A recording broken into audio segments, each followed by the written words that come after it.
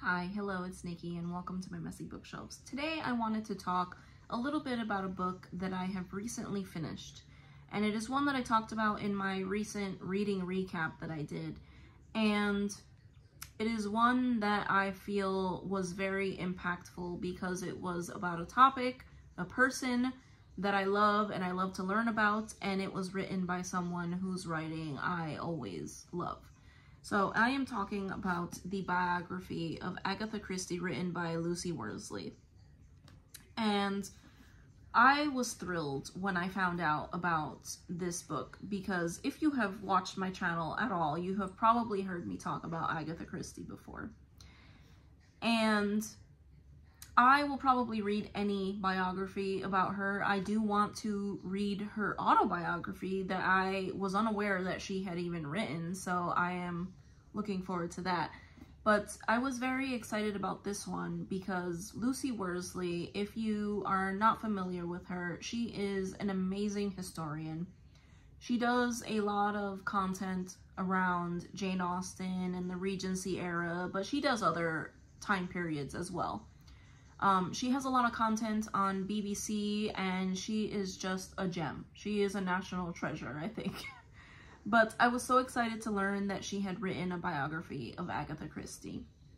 And Agatha Christie is an author whose work has had such an impact on me in my life and as a reader, because I remember being a young person, you know, a very young middle school student, and having reading challenges over the summer and devouring her books.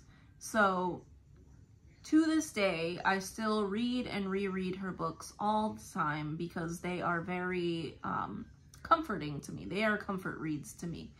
So what Lucy Worsley has managed to do in this book is that she has gone from the very beginning to Agatha's decline and her later years and eventually her death. So she starts off in the beginning, before Agatha was even born. She starts off with Agatha's parents as young people. So she really gives a very good background on how Agatha's parents helped form her and mold her into the woman that she was. So there was a lot of information that I did not know about Agatha's younger years. She goes from Agatha's parents growing up to Agatha, or to them being married and Agatha being born.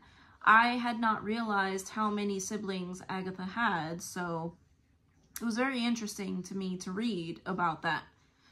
Additionally, besides talking about her childhood, she talks about the extended family and how their house and their circumstances affected Agatha as a young child and later on as well. So obviously, coming from a well-to-do family, we see how Agatha and her family suffered a little bit of decline in the early 20th century, and the money was not as prevalent as it was in Agatha's parents' time. So we see Agatha going through the debutante season, but doing it at a discount. So I found that to be very entertaining, but also very insightful. Something else that she talks about is Agatha's foray into writing. So I had not been aware that Agatha's parents, or excuse me, her mother and her older sister Madge were actually writers as well, and that they enjoyed writing. So you can see that she does come from a very creative family.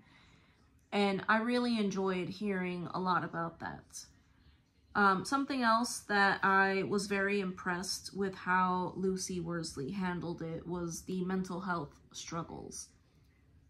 If you've ever looked into Agatha Christie at all, you know that there is a mystery surrounding her, in that in the late 20s, she did suffer sort of a mental break and she disappeared for 10 or 11 days, and to this day, it is a mystery what happened during those days. So it was very fascinating to read about what historical context we have in regards to that event, because I have been intrigued by that since I have started looking into Agatha Christie as a person.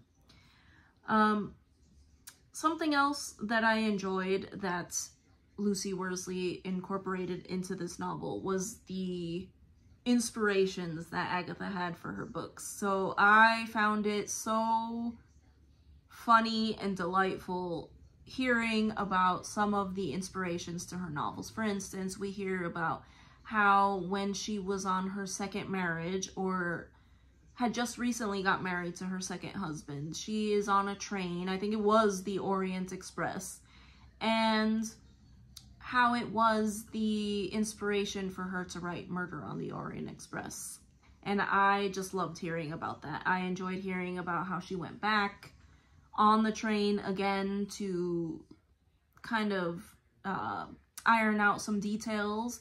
And I really enjoyed the anecdote where a fan or a reader of her books actually went on the same route that she took and was looking for any kinds of loopholes or kind of things that she missed, and they couldn't find any because she was so good at her craft and she was so good at the details. So that was fascinating.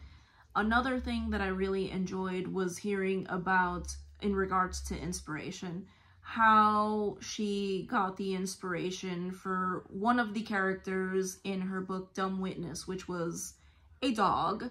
And I will not share any of that here because it is fun if you choose to read this book and if you read Dumb Witness to hear where she got the inspiration for that. So I enjoyed that. I also enjoyed how honest and raw some of the content was, because Agatha, being a very enigmatic woman, had a very complicated life, and I enjoyed hearing or reading about that and what kinds of things affected her and shaped her into the woman she was and the woman she became. So she's a freaking legend. We can't deny that.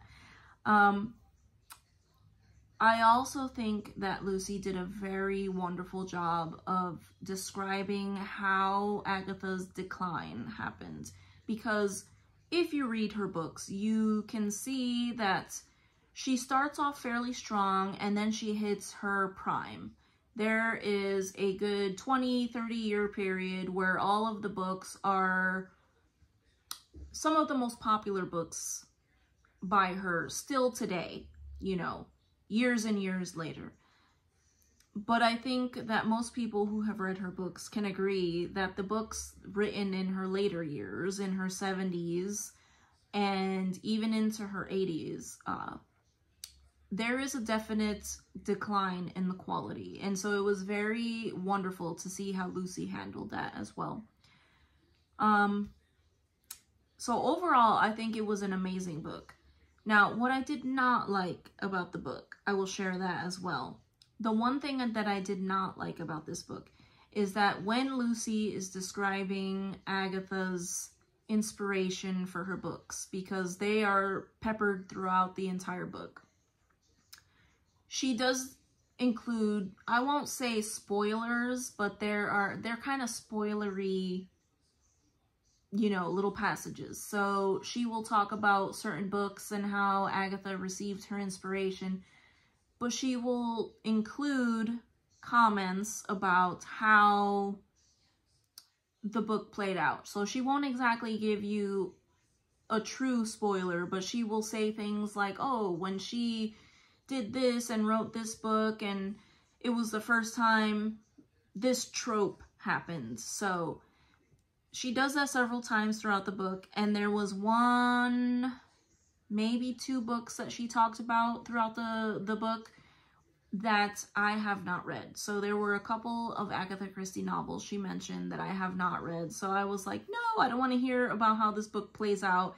and I don't want to hear about any tropes included in that book because I want to read them myself.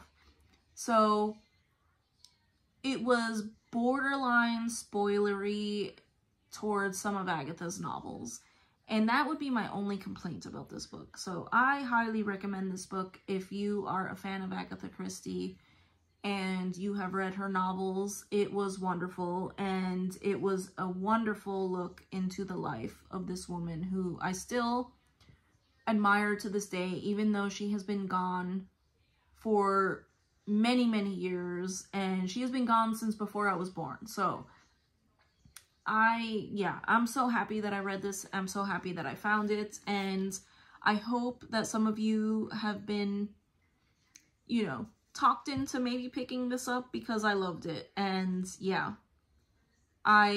please read it.